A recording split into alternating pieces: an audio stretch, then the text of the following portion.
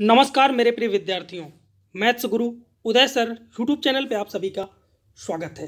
आज हम लोग डिस्कस करेंगे शिक्षा निदेशालय राष्ट्रीय राजधानी क्षेत्र दिल्ली द्वारा जारी क्लास 8th की मैथमेटिक्स की वर्कशीट नंबर 25, जिसमें आज का टॉपिक होगा घन और उसके प्रतिरूप।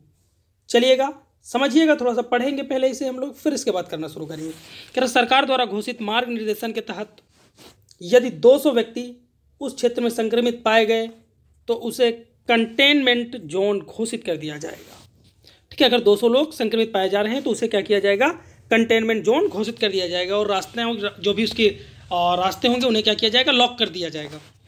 प्रिया और रिया की बातचीत। प्रिया करिए, आज प्रिया रिया को बता रही थी कि एक क्षेत्र में किस प्रकार चंद दिनों में ही इतनी जल्दी कंटेनमेंट जोन घोषित यानी कि रोकथाम क्षेत्र बन गया।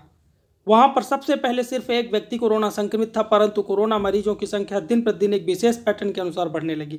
देखो पैटर्न क्या था। पैटर्न था पहले दिन में एक व्यक्ति संक्रमित हुआ, पहले दिन एक व्यक्ति संक्रमित हुआ और दूसरे दिन जितना अगली दो क्रमागत संख्याओं का योग होता है, यानी कि पहले दिन एक और दूसरे दिन क्या हुआ, जितना अगली दो क्रमागत विषम संख्याएं, तो अगली क्रमागत संख्या 3 होगी और ये 5 यानी कि 8 हो गया।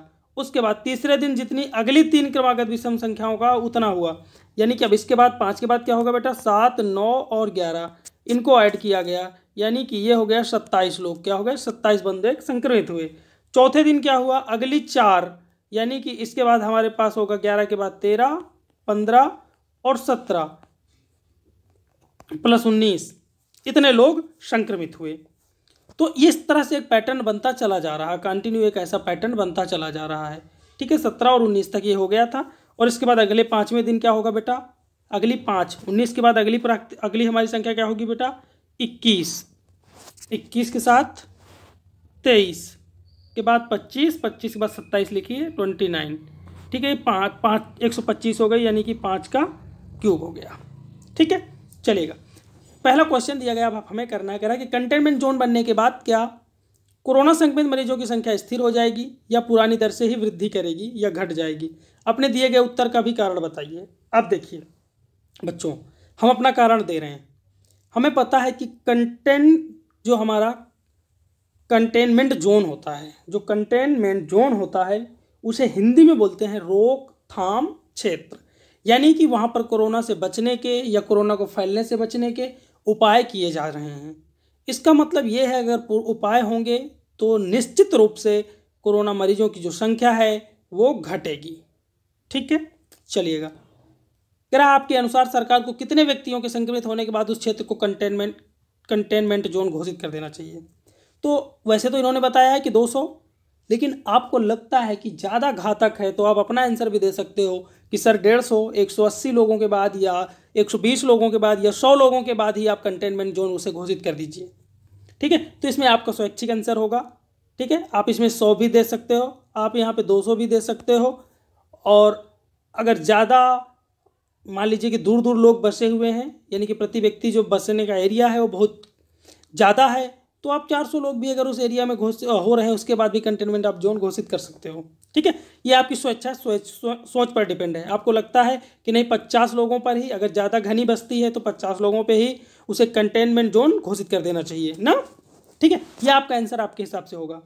यदि ऊपर वर्णित क्षेत्र में रहने वाले कुल लोगों की संख्या, क्वेश्चन नंबर 3 देखिएगा, कह रहा है यदि ऊपर वर्णित क्षेत्र में रहने वाले कुल लोगों की संख्या 30-25 है, यानी कि 3025 है, तो उपरोक्त पैटर्न के अनुसार कितने दिनों बाद पूरा क्षेत्र कोरोना संक्रमित हो जाएगा।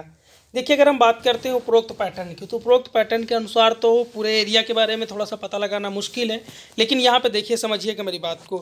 3025 है, 14 का जो क्यूब होता है उससे क्या है बेटा, बड़ा है। 14 के क्यूब से क्या है, बड़ा है। लेकिन जो 15 का क्यूब होता है, 15 का क्यूब होता है बेटा 3375, उससे क्या है, छोटा है।